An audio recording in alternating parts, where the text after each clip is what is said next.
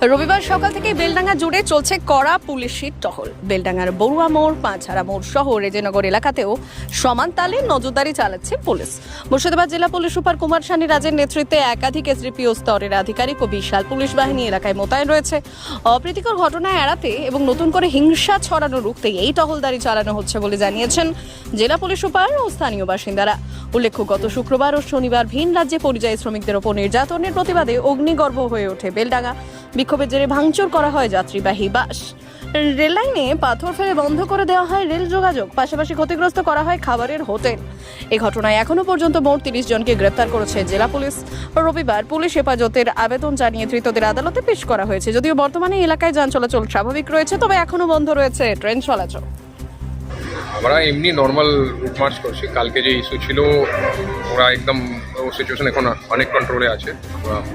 ঝামেলা করেছিল সবাইকে সোশ্যাল মিডিয়া দেখে দেখে চিহ্নিত করে আমরা 30 জনকে তুলে আমরা পাঠিয়ে দিয়েছি। আজকে 8-9 জনকে রিমান্ডে নিচ্ছি। সিচুয়েশন একদম নর্মাল আছে। বেলডাঙ্গাতে কোনো অসুবিধা নেই। রেজিনগর আমি এ পর্যন্ত আসলাম, তো এই জন্য একটু ঘুরে একটু দেখে নিই এরিয়া কীরকম আছে। এখন সব ঠিক আছে, কোনো অসুবিধা নেই। আগামী দিনে যদি এর থেকে বড় কিছু হয় তার জন্য কি বড় কিছু হবেই না, আমরা কনফিডেন্ট আছি কিছু।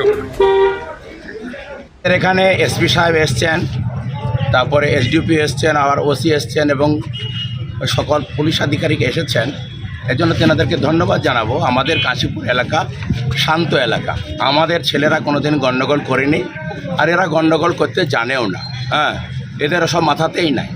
তো যাই হোক, তবুও উনি এসে একবার এই দিয়ে গেলেন, রাস্তায় টহল দিয়ে গেলেন। এর জন্য তেনাকে ধন্যবাদ জানাবো এবং আপনাদের মাধ্যমে জানাবো আমাদের কাশীপুরের বা এতটা অঞ্চলের যত মানুষ আছে, আমরা সবাই ঠান্ডা মাথায় কাজ করব। আমার কথা হচ্ছে, হিয়ারিং যখন আমাদের উপরে চাপিয়ে দিয়েছে, সকলেই হিয়ারিংয়ে উপস্থিত হওয়া প্রয়োজন। যতটুকুই কাগজ থাক, সেই কাগজটুকু নিয়ে এসে উপস্থিত হোক। তারপরে যদি বাদ দেয়, আমরা হুঙ্কার দিয়েছি ইলেকশন অফিস পর্যন্ত আমরা ঘেরাও করব এবং এর শেষ দেখে ছাড়ব।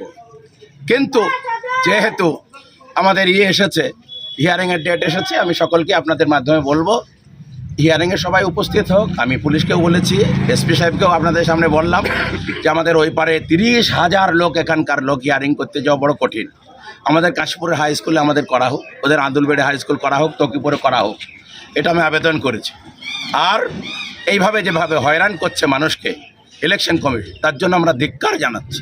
মানুষকে এত পেরেশানি করছে, খেটে খাওয়া মানুষ, তাদের একে তো পেটে খাবার নাই, আর এই কাগজ নিয়ে দিনের পর দিন তারা হয়রান হচ্ছে। এর জন্য আমরা অত্যন্ত দুঃখিত এবং ইলেকশন কমিশনকে ধিক্কার জানাই। মুর্শিদাবাদ জেলার প্রশাসন কি আপনাদের পাশে আছে? অবশ্যই মুর্শিদাবাদ জেলার প্রশাসন, আমি তো আগেই বলেছি যে কোনো মানুষ যেন আইন হাতে না নিয়ে নেয়। যে কোনো বিপদে আপদে প্রশাসনকে বলবে। প্রশাসন যদি যথাযথ ব্যবস্থা না নেয়, তারপরে তো আছেই, প্রশাসন আমাদের সাথে আছে এবং থাকবে আশা করছি। আপনার নাম? আমার নাম মোহাম্মদ বদরুল আলম, বাড়ি কাশীপুরেই বাড়ি।